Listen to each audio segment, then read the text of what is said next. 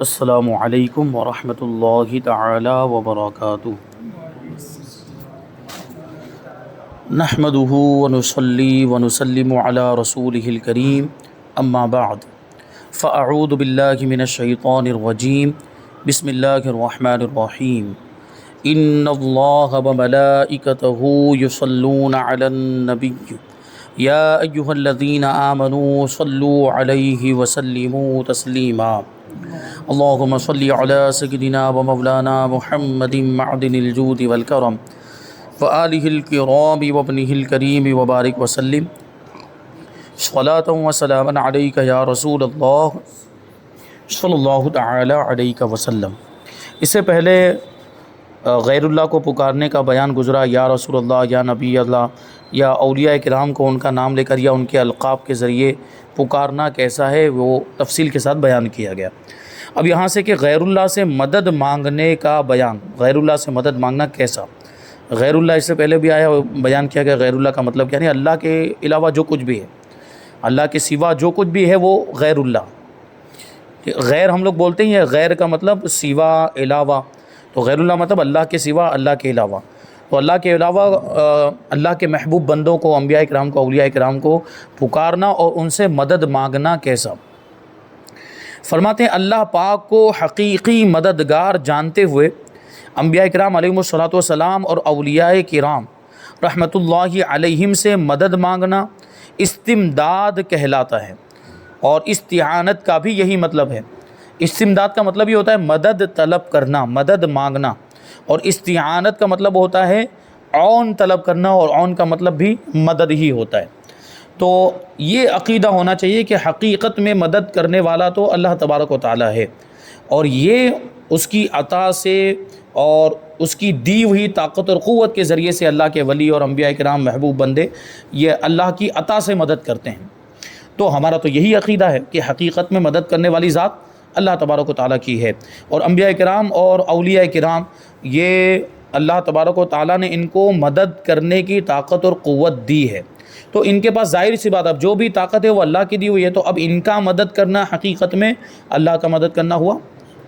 تو اس میں کوئی شرک نہیں ہے اور کوئی بدعت اور کوئی ناجائز کام نہیں ہے، یہ اللہ تبارک و تعالیٰ کے دیے سے، اللہ کی عطا سے وہ مدد کرتے ہیں۔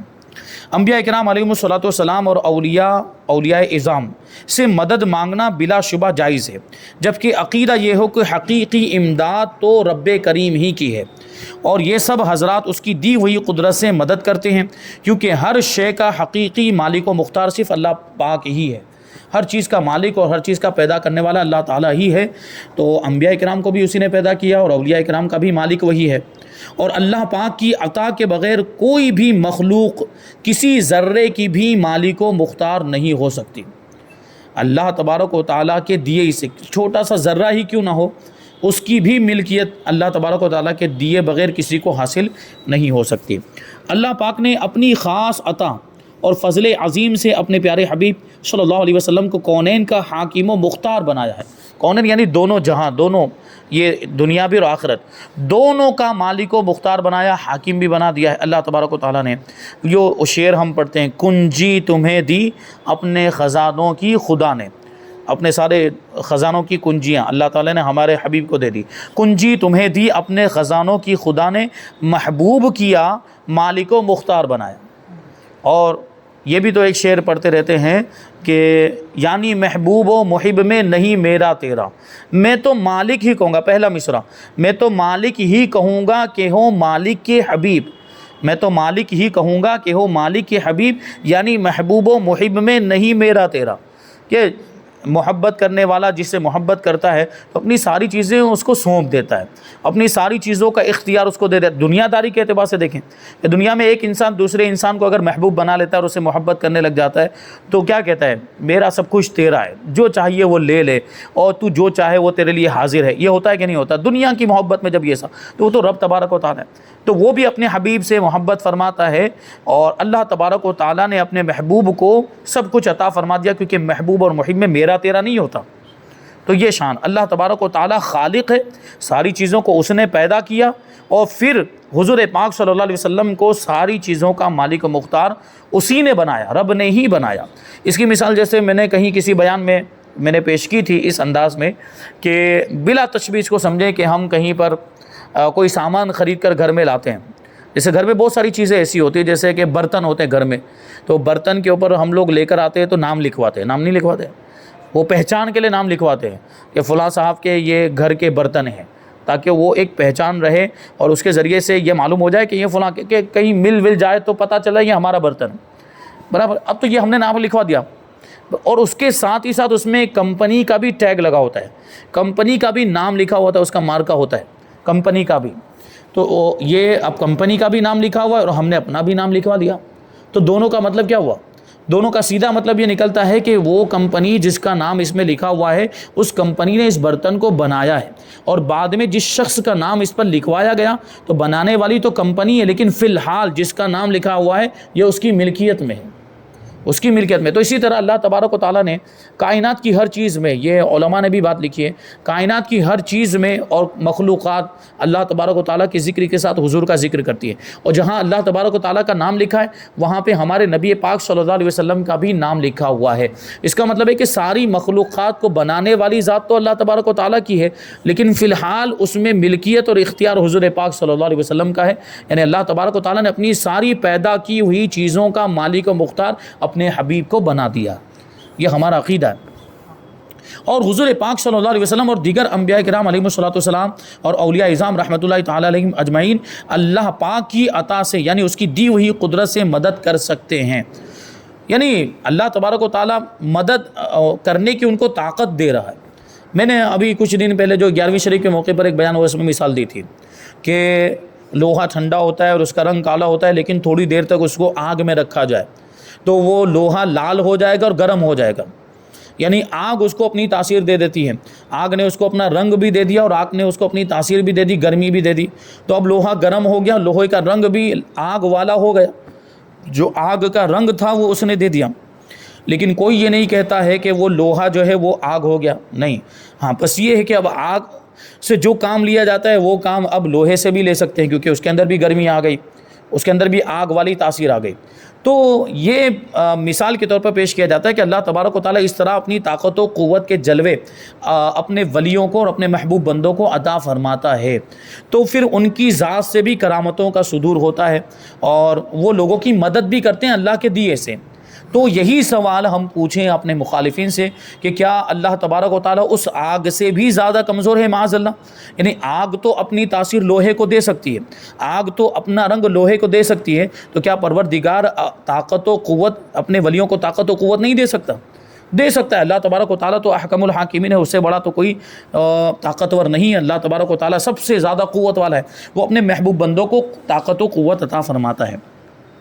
جیسا کہ سورہ تحریم پارہ نمبر 28 کی آیت نمبر 4 میں اللہ پاک کا فرمان ہے فَإِنَّ اللَّهَ هُوَ مَوْلَاهُ وَجِبْرِيلُ وَصَالِحُ الْمُؤْمِنِينَ وَالْمَلَائِكَةُ بَعْدَ ذَلِكَ ظَهِيرٌ. تو بے شک اللہ ان کا مددگار ہے. دیکھیے اللہ حقیقی مددگار ہے، لیکن آگے اللہ کے علاوہ دوسری شخصیات دوسری مخلوقات کا بھی ذکر ہو رہا ہے. اللہ تعالیٰ فرماتے کہ بے شک اللہ ان کا مددگار ہے، اور جبرائیل اور نیک ایمان والے اور اس کے بعد فرشتے مدد پر ہیں. تو پتہ کیا چلا کہ جبرائیل بھی مدد کرتے ہیں اور نیک ایمان والے یعنی اللہ کے ولی بھی مدد کرتے ہیں اور فرشتے بھی مدد کرتے ہیں.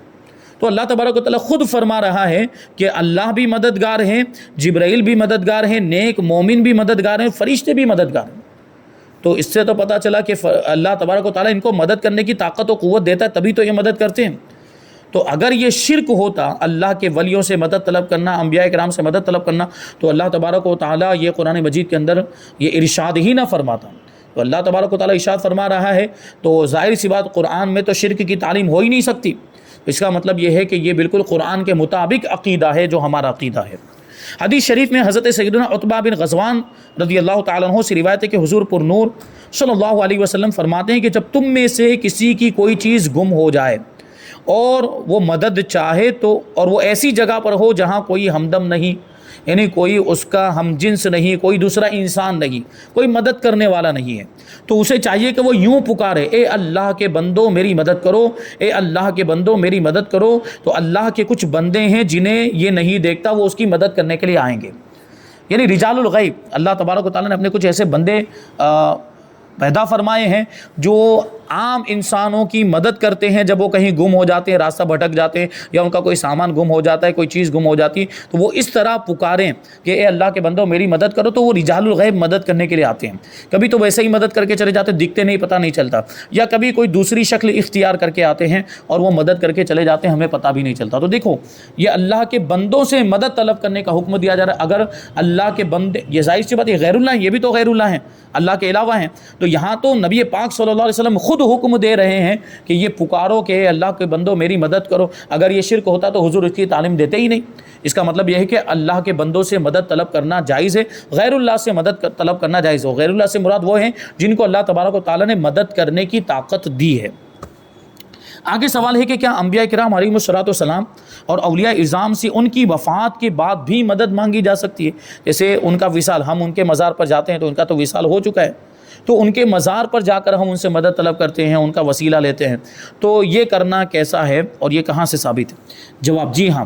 جس طرح زندگی میں ان سے توسل کرنا یعنی ان کا وسیلہ لینا، اللہ کی بارگاہ میں ان کا وسیلہ پیش کرنا اور مدد مانگنا جائز ہے، اسی طرح ان کے وصال کے بعد بھی ان سے مدد طلب کرنا جائز ہے۔ اللہ پاک کے پیارے نبی اور ولی اپنی قبور میں زندہ ہوتے ہیں، یعنی ایک آن کے لیے ان کو موت آتی ہے، پھر دوبارہ وہ اپنی قبر کے اندر زندہ کر دیے جاتے ہیں اور ان کی طاقت میں اور اضافہ ہو جاتا ہے۔ یعنی زندگی میں ان کو جتنی طاقت ہوتی ہے، ظاہری زندگی میں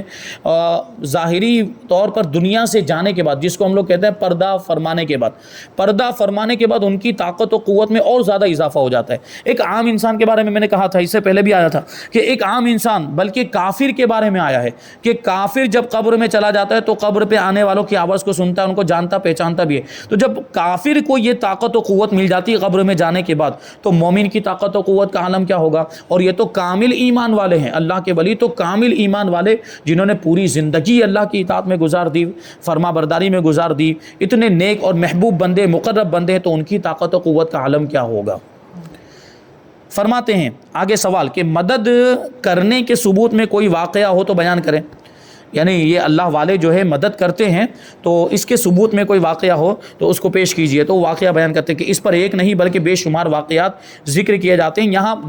ذکر کیے جا سکتے بہت سارے واقعات ہیں، لیکن یہاں پر صرف ایک واقعہ انہوں نے ذکر کیا ہے، کہتے ہیں کہ ایک واقعہ ملاحظہ فرمائیں۔ چنانچہ امام طبرانی، علامہ ابن المقری اور امام ابو الشیخ، یہ تینوں حدیث کے بہت بڑے امام گزرے ہیں۔ امام طبرانی، امام ابن مقری اور امام ابو الشیخ، یہ تین حضرات، تو یہ تینوں ایک ہی زمانے میں مدینہ منورہ کی ایک درسگاہ میں حدیث کا علم حاصل کرتے تھے۔ ایک مدینہ منورہ کے اندر رہتے تھے اور حدیث کا علم حاصل کرتے تھے۔ ایک بار ان تینوں طلباء علم حدیث پر ایک وقت ایسا گزرا کہ ان کے پاس کھانے کو کچھ نہیں تھا۔ یہ علم حاصل کر رہے حدیث، ظاہر سے جب طالب علم پڑھ رہا ہوتا ہے تو کمانے کا وقت نہیں ہوتا، کہاں جائے گا وہ بازار میں، تو طالب علم حاصل کرنے کے دوران پھر وہ علم حاصل کرنے میں خلل واقع ہوگا، ڈسٹرب ہوگا۔ تو اس وقت کبھی ایسے مسائل بھی پیش آتے ہیں کہ کوئی کھانے پینے کا سامان نہیں ہے، اور وہ پرانے زمانے میں یہ اس طرح ہمارے ابھی جو مدرسے اور دارالعلوم ہوتے جہاں کھانے پینے کا انتظام ہوتا ہے ویسا نہیں ہوتا تھا، تو وہ تو کہیں بھی کسی بھی عالم دین، مفتی، محدث کی بارگاہ میں رہ کر، فقیہ کی بارگاہ میں رہ کر علم حاصل کرتے۔ اب وہ ان پڑھانے والے کی ذمہ داری نہیں ہوتی تھی کہ ہم ان کو کھلائیں پلائیں اور ان کے لیے انتظام کریں، وہ خود اپنا انتظام کرتے تھے، کبھی تو کچھ کما بھی لیتے تھے، کبھی کچھ کام بھی کر لیتے تھے۔ تو ان تینوں کے ساتھ ایک مرتبہ یہ واقعہ پیش آیا کہ کھانے کے لیے کچھ بھی نہیں تھا، روزے پر روزے رکھتے رہے، مگر جب بھوک سے نڈھال ہو گئے، یعنی کب تک روزے بھی کب تک رکھتے، اور ہمت جواب دے گئی تو تینوں نے رحمت عالم صلی اللہ علیہ وسلم کے روزہ اطہر پر حاضر ہو کر فریاد کی، یا رسول اللہ ہم لوگ بھوک سے بیتاب اور بے چین ہیں۔ حضور کی بارگاہ میں حاضر ہوئے اور یہ عرض کر کے، یہ حضور پاک صلی اللہ علیہ وسلم کی ظاہری حیات کے بعد کا واقعہ ہے، تو یہ عرض کر کے امام طبرانی تو آستانہ مبارک ہی پر بیٹھے رہے اور کہا کہ اس در پر موت آئے گی یا روزی آئے گی، یعنی اب یا تو روزی ملے گی یا پھر مر جائیں گے بھوک سے، اب یہاں سے نہیں اٹھوں گا۔ اور امام ابو شیخ اور ابن المقری اپنی قیام گاہ پر لوٹ آئے۔ تھوڑی دیر بعد کسی نے دروازہ کھٹکھٹایا، دونوں نے دروازہ کھول کر دیکھا تو علوی خاندان یعنی حضرت علی کی اولاد میں سے ایک بزرگ 2 غلاموں کے ساتھ کھانا لے کر تشریف فرمائے۔ وہ کھانا لے کر آئے تھے ان دونوں کو دینے کے لیے،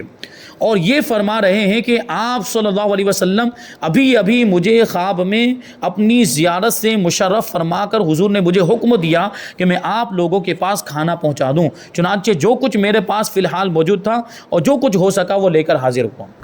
دیکھیں حضور کی بارگاہ میں فریاد کی تھی انہوں نے کہ یا تو ہمیں کھانا مل جائے یا پھر اسی میں بھوک میں ہم مر جائیں گے، تو اللہ کے رسول صلی اللہ علیہ وسلم نے اپنے شہزادے کو حکم دیا، حضرت علی کی اولاد میں سے ان کو حکم دیا، اور وہ آئے اور انہوں نے وہ کھانا اپنی استطاعت کے مطابق ان دونوں حضرات کو دیا، اور انہوں نے پھر جو ہے کہ اپنی بھوک کو مٹائی بھی۔ یہ تو دو حضرات کا، امام ابو شیخ اور امام ابن البقری کا واقعہ، کیونکہ امام طبرانی تو حضور کے روضے پر بیٹھے ہوئے تھے، تو ہو سکتا ہے بعد میں جا کر ان کو بلا لائے ہوں گے اور ان کو بھی کھلایا، کیونکہ وہ ان کے ساتھی تھے تو ان کو ساتھ میں انہوں نے شریک کیا ہوگا۔ بہرحال دیکھیں اللہ کے رسول صلی اللہ علیہ وسلم اس طرح اپنے غلاموں کی، اپنے چاہنے والوں کی مدد فرماتے ہیں۔ تو یہاں پر یہ بیان مکمل ہوا، یہاں سے وسیلے کا بیان۔ ہم اللہ کے ولیوں کو اللہ کی بارگاہ میں وسیلہ بناتے ہیں، کہتے ہیں اے پروردگار یہ فلاں بزرگ کے وسیلے سے ہماری دعا کو قبول فرما لے، ہماری مرادوں کو پورا فرما دے، ہماری حاجتوں کو پورا، مشکلیں آسان کر دے، مصیبتیں دور فرما دے، آفتیں دور فرما دے۔ یہ ہم دعا کرتے ہیں بزرگ کے وسیلے سے، اور اللہ کے ولی کے مزار پر جاتے ہیں وہاں پر بھی ہم یہ کہتے ہیں، یہ دعا کرتے ہیں اور ان کا وسیلہ اللہ کی بارگاہ میں پیش کرتے ہیں۔ اور وسیلہ پیش کرنے کا ایک کیا بلکہ یہی ہمارا مقصد ہوتا ہے، ہماری نیت اور ہمارا عقیدہ یہ ہوتا ہے کہ ہم خود ڈائریکٹ، ہماری وہ اوقات نہیں، ہماری وہ حیثیت نہیں، ہم بہت بڑے گنہگار ہیں کہ ہم ڈائریکٹ عرض کریں اور ہم کو مل جائے،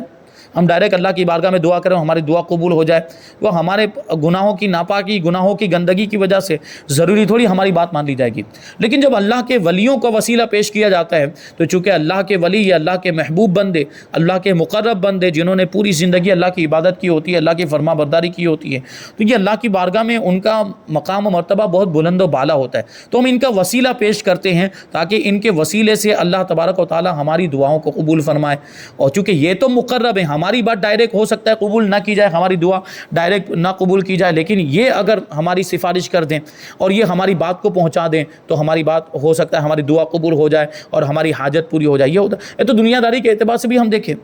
دنیا داری کے حساب سے بھی اگر کسی کو اپنا کوئی کام نکلوانا ہوتا ہے اور جس سے کام نکلوانا ہے وہ بہت بڑا آدمی ہے، اور یہ ابھی ڈائریکٹ جا کر اس سے بات کرے گا تو وہ اس کی بات نہیں سنے گا، تو کون ہوتا ہے مجھ سے بات کرنے والا، تو جا یہاں سے، تو اس کی بات نہیں مانی جاتی، تو وہ کیا کرتا ہے بیچ میں کسی ایک آدمی کو رکھتا ہے جس کی پہنچ اس بڑے آدمی تک ہوتی ہے۔ اس کو ہم لوگ کیا بولتے ہیں، لاگوک لگانا، اس کو سورس لگانا بولتے ہیں۔ تو وہ اس آدمی کو لے کر جاتا ہے، اس کے ذریعے سے وہ پہنچتا ہے کہ بھائی میری بات پہنچا دینا، میں تو ڈائریکٹ بولوں گا تو ہو سکتا ہے میری بات نہ مانے، میں چھوٹا آدمی ہوں تو وہ بڑا آدمی میری بات نہیں سنے گا، تو یہ بیچ والے آدمی کو لے کر جاتا ہے اور اس سے کہتا ہے کہ تم میری طرف سے جو ہے کہ میری بات کو پہنچاؤ۔ تو جب یہ جا کر پہنچاتا ہے تو اس کا لحاظ کرتے ہیں کیونکہ اس کی پہنچ ہوتی ہے اور اس کی جان پہچان ہوتی ہے، تو وہ کہتا ہے کہ تو بات لے کر آیا تو مان لیتا ہوں، ورنہ میں کسی اور کی اس طرح بات نہیں مانتا ہوں اور اس طرح کسی کا کام نہیں کرتا، تو کہہ رہا ہے تو کر دیتا ہوں۔ اس طرح ہوتا ہے کہ نہیں، لاگوک دنیا میں بھی لگتی ہے۔ بہرحال یہ ہے وسیلہ، یہ اللہ کی بارگاہ ہے، تو اللہ کی بارگاہ میں اس کے محبوب بندوں کا وسیلہ پیش کیا جاتا ہے تاکہ ہماری دعائیں قبول ہو جائے اور اللہ تبارک و تعالی ہماری حاجتیں پوری، جو بھی دعا ہم کریں، مصیبتیں دور ہو جائیں، مشکلیں دور ہو جائیں، یہ اللہ کے ولیوں کے وسیلے سے ہوتا ہے، اور وسیلے کا ثبوت قرآن سے بھی ہے اور حدیث سے بھی ہے۔ فرماتے بارگاہ الہی میں نیک بندوں کا وسیلہ پیش کرنا دعاؤں کی قبولیت، مشکلات کے حل، مصائب و آلام سے چھٹکارے اور دینی اور دنیاوی بھلائیوں کے حصول کا آسان ذریعہ ہے۔ یہ ساری چیزیں وسیلے کے ذریعے ہمیں حاصل ہو سکتی ہیں۔ قرآن و حدیث اور اقوال و افعال بزرگان دین سے وسیلہ اختیار کرنے کا ثبوت ملتا ہے۔ چنانچہ اللہ تبارک و تعالیٰ کا فرمان ہے، یا ایھا الذین آمنوا اتقوا اللہ وابتغوا الیہ الوسیلہ، اے ایمان والو اللہ سے ڈرو اور اس کی طرف وسیلہ ڈھونڈو۔ جو حضور مفتی اعظم ہند کا شعر ہے کہ وصل مولا چاہتے ہو تو وسیلہ ڈھونڈ لو، یعنی اللہ تک پہنچنا چاہتے ہو تو وسیلہ ڈھونڈ لو، وصل مولا چاہتے ہو تو وسیلہ ڈھونڈ لو، بے وسیلہ نجدیوں ہرگز خدا ملتا نہیں۔ بے وسیلہ نجدیوں ہرگز خدا میں، کیونکہ اللہ تعالیٰ خود حکم دے رہا ہے کہ اس کی بارگاہ میں پہنچنے کے لیے وسیلہ تلاش کرو، ڈائریکٹ تمہاری اوقات ہی نہیں کہ تم پہنچ جاؤ، اس کی بارگاہ تو بہت عرفہ و اعلیٰ ہے۔ تو وسیلے کے ذریعے، جیسے ابھی بلا تشبیہ و تمثیل ہم سمجھیں کہ ہم کو اوپر والے منزلے پر جانا ہے، اوپر والے مالے پر جانا ہے، تو ہم ڈائریکٹ پہنچ جائیں گے؟ ایسے سیڑھی کا سہارا لینا پڑتا ہے کہ نہیں؟ سیڑھی وسیلہ بنتی ہے ہمارے لیے۔ چلو سیڑھی مان لو ابھی ٹیکنالوجی کا زمانہ تو وہ آ گئی، لفٹ آ گئی، وہ لفٹ کے ذریعے پہنچ جائیں گے، یا جو ہے کہ ایلیویٹر آ گیا، وہ الیکٹرک سیڑھی اس کو کہہ لیجئے، تو اس کے ذریعے بہرحال کسی بھی چیز کو تو وسیلہ بنانا پڑتا ہے اوپر پہنچنے کے لیے، ہم ڈائریکٹ نہیں پہنچ سکتے۔ تو جب ہم ایک یہاں نیچے سے اوپر والے منزلے پر بغیر کسی وسیلے کے نہیں پہنچ سک رہے ہیں اور بغیر کسی سہارے کے نہیں پہنچ رہے، تو اللہ کی بارگاہ میں کیسے بغیر وسیلے کے پہنچ جائیں گے؟ وہاں پر بھی وسیلہ چاہیے۔ تو بے وسیلہ نجدیوں ہرگز خدا ملتا نہیں۔ وہ ایک اور دوسرا شعر تھا، اس کا ایک مصرع یہ کہ دودھ بھی بیٹے کو ماں سے بے صدا ملتا نہیں، بے صدا ملتا نہیں، یعنی حضور کی بارگاہ سے تو ویسے ہی ڈائریکٹ مل جاتا ہے، لیکن یہاں پر دودھ بھی بیٹے کو ماں سے بے صدا، کہ ماں، وہ بچہ روتا ہے تب ماں کو اندازہ ہوتا ہے کہ اس کو بھوک لگی ہے تو لاؤ دودھ پلائیں، تو وہ رونا اس کا وسیلہ بن جاتا ہے۔ لیکن حضور کی بارگاہ سے تو یہ بغیر کچھ کہے بھی مل جاتا ہے، آپ ویسے حاضر ہو جائیں۔ بہرحال حضور کی بارگاہ کا وہاں پر حضور پاک صلی اللہ علیہ وسلم کیسے عطا فرمانے والے ہیں، اس کا ذکر اس شعر کے اندر ہے۔ تو دیکھیں اس آیت کریمہ سے وسیلے کا ثبوت ملتا ہے، اور وسیلے کے بارے میں اب 3 حدیثیں بیان کرتے ہیں، اور 3 حدیثوں پر ہم آج کے درس کو مکمل کر دیں گے، پھر انشاءاللہ آگے کی باتیں آئندہ درس میں شامل کریں گے۔ پہلی حدیث، ہمارے پیارے آقا صلی اللہ علیہ وسلم مسلمان فقراء یعنی غریبوں کے وسیلے سے دعا فرمایا کرتے تھے، کیونکہ دیکھیں غریب حاجت مند ہوتا ہے، اور غریب کا دل ویسے بھی ٹوٹا ہوا ہوتا ہے، اور وہ تکلیف میں ہوتا ہے، اور جو تکلیف میں ہوتا ہے جب وہ دعا کرتا ہے یا جب وہ اپنی زبان سے کچھ، تو وہ دل سے بولتا ہے، کوئی بھی چیز اس کی جو دل سے نکلتی ہے، اور وہ حاجت مند ہے، اس وجہ سے بھی اللہ تبارک و تعالیٰ ایسے لوگوں پر زیادہ رحمت متوجہ فرماتا ہے۔ تو حضور فقیروں اور غریبوں کے وسیلے سے دعا فرماتے تھے۔ کیسے؟ طبرانی شریف میں ہے، کان النبی صلی اللہ علیہ وسلم یستفتح و یستنصر بصعالیک المسلمین، یعنی نبی کریم صلی اللہ علیہ وسلم مسلمان فقراء کے وسیلے سے فتح اور نصرت طلب فرمایا کرتے تھے، یعنی فتح بھی طلب کرتے تھے اور مدد بھی طلب کیا کرتے تھے، یعنی ان فقیر مسلمانوں کے صدقے میں ہماری مدد فرما، ان غریب مسلمانوں کے صدقے میں ہمیں فتح عطا فرما دے۔ حضور دیکھیں ان کا وسیلہ، حضور خود اللہ کی بات، جبکہ حضور کا خود کتنا بڑا مرتبہ کہ حضور ڈائریکٹ بھی ارشاد فرما دیتے، تو حضور کی تو کوئی بھی بات رد نہیں ہوتی اللہ کی بارگاہ میں، حضور کی تو ہر دعا مقبول ہوتی ہے، لیکن یہ امت کی تعلیم کے لیے کہ وسیلہ جائز ہے، اس طرح وسیلہ پیش کیا جا سکتا ہے۔ دوسری حدیث پاک، سرکار دو عالم صلی اللہ علیہ وسلم نے خود ایک نابینا شخص کو ایک دعا کے ذریعے وسیلے کی تعلیم ارشاد فرمائی، یہ حدیث پاک پہلے آ چکی ہے۔ چنانچہ ترمذی شریف میں حضرت عثمان ابن حنیف رضی اللہ تعالیٰ عنہ سے روایت ہے کہ ایک نابینا صحابی بارگاہ رسالت میں حاضر ہوئے اور عرض کیا کہ یا رسول اللہ، اللہ پاک سے دعا کر دیں کہ وہ مجھے آنکھ والا کر دے، میری آنکھ کی روشنی واپس آ جائے۔ تو حضور پاک صلی اللہ علیہ وسلم نے فرمایا کہ اگر تو چاہے تو میں تیرے لیے دعا کر دوں، اور اگر تو چاہے تو تو صبر کر، یہ تیرے لیے بہتر ہے۔ تو اس نے عرض کی کہ دعا ہی فرما دیں کہ میری آنکھوں کی روشنی واپس آ جائے۔ تو حضور پاک صلی اللہ علیہ وسلم نے ان نابینا صحابی کو حکم دیا کہ اچھا وضو کرو، 2 رکعت نماز پڑھو، اور یہ دعا کرو کہ اے اللہ، میں تجھ سے مانگتا ہوں اور تیری طرف محمد صلی اللہ علیہ وسلم کے وسیلے سے توجہ کرتا ہوں۔ یہ وسیلے کی تعلیم ہے، اور جو نبی رحمت ہیں محمد کا وسیلہ پیش کرتا ہوں جو رحمت والے نبی ہیں۔ یا رسول اللہ، میں آپ کے وسیلے سے اپنے رب کی طرف اپنی اس حاجت میں توجہ کرتا ہوں، تو اسے پوری فرما دے۔ اے اللہ،